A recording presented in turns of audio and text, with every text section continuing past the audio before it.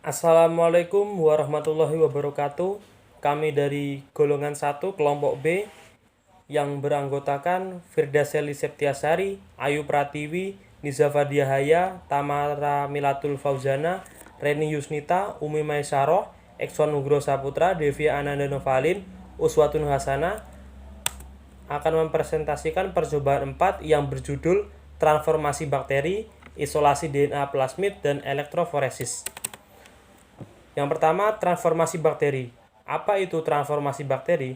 Transformasi bakteri adalah memindahkan materi genetik berupa fragmen DNA, baik yang berasal dari DNA kromosom maupun DNA plasmid, di mana umumnya transformasi bertujuan untuk mengekspresikan suatu gen tertentu di dalam sel inang. Sedangkan transformasi bakteri merupakan DNA plasmid yang dipindahkan secara alami atau buatan dari bakteri ke bakteri yang lain. Pada percobaan 4, bakteri yang digunakan yaitu bakteri E. coli DH5A. Digunakan bakteri E. coli karena bakteri tersebut masih steril dan tidak mengandung PUC 1819.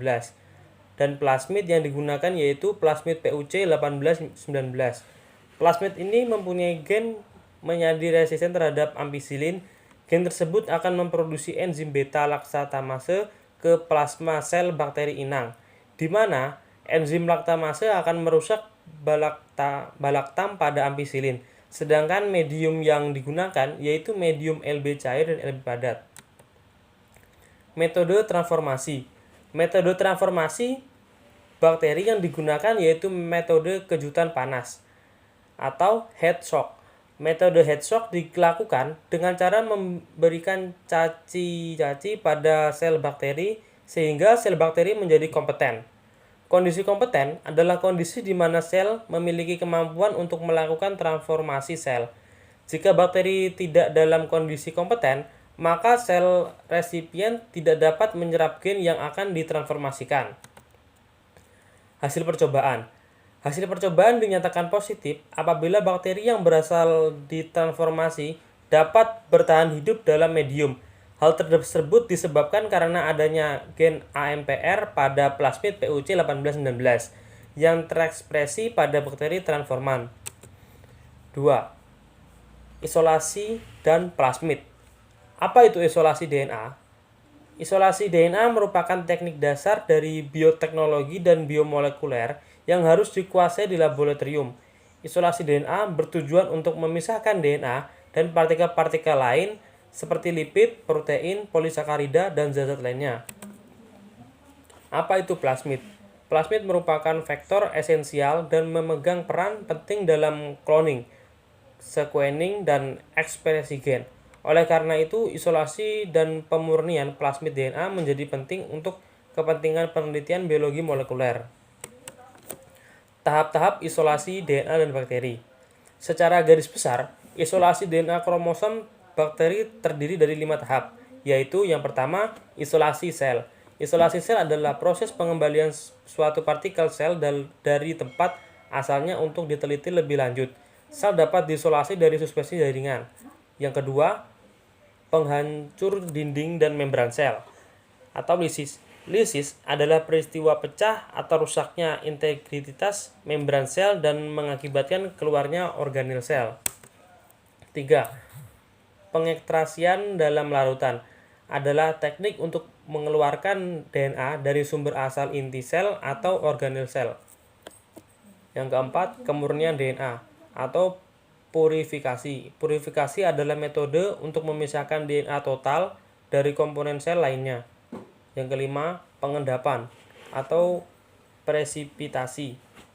Presipitasi merupakan langkah yang dilakukan untuk mengandalkan suatu komponen dari campuran. DNA pada makhluk hidup dapat diisolasi secara sederhana. Apa perbedaan isolasi DNA pada bakteri dan sel manusia?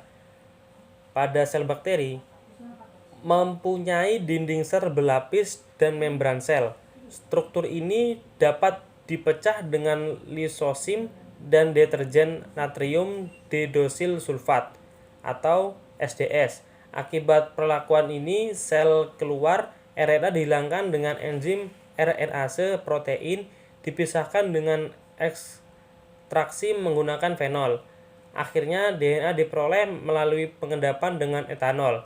Sedangkan pada sel manusia, rasio DNA terhadap protein sangat rendah. Maka jika DNA dipisahkan langsung seperti pada sel bakteri, DNA banyak yang hilang.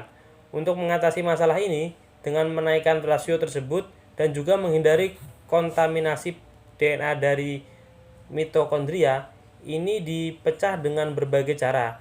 RNA dan protein dihilangkan dengan penambahan enzim dan kemudian diendapkan. Judul yang ketiga, elektroforesis. Apa itu elektroforesis? Menurut Baker R tahun 1998, elektroforesis adalah migrasi ion-ion di bawah pengaruh medan listrik.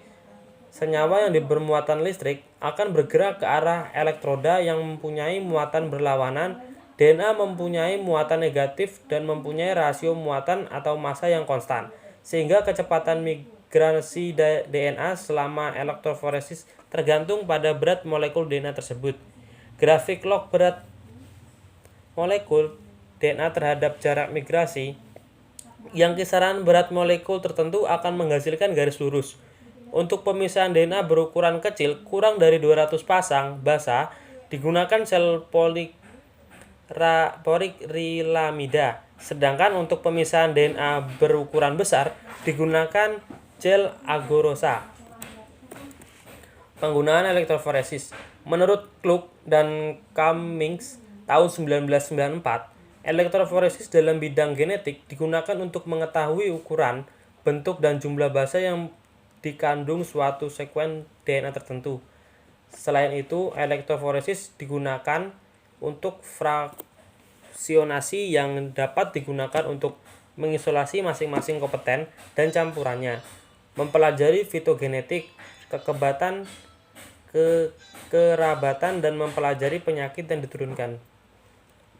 Perangkat elektroforesis yang digunakan dalam elektroforesis meliputi sumber arus listrik searah atau DC, ruang elektroforesis atau COM, well platform, dan cetakan wadah gel, larutan buffer, matrik elektroforesis, maker, dan gel. Prinsip kerja elektroforesis.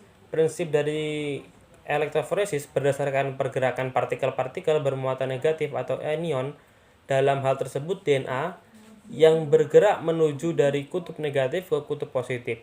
Hasil elektroforesis yang terlihat adalah terbentuknya band yang merupakan fragmen DNA hasil amplifikasi dan menunjukkan potongan-potongan jumlah pasangan basa. Elektroforesis menggunakan media berupa gel dari agarose atau akrilamid dengan pelarut menggunakan buffer-tris asetat eta atau TAE atau trisborat eta atau TBE. Faktor-faktor yang mempengaruhi elektroforesis. Yang pertama, sampel. Sampel yang dipisahkan sangat memungkinkan memberi pengaruh laju perpindahan ditinjau dari muatan, ukuran, bentuk molekul, jumlah muatan total akan berbanding lurus dengan laju perpindahan. Konsentrasi muatan yang bermigrasi tergantung pada pH.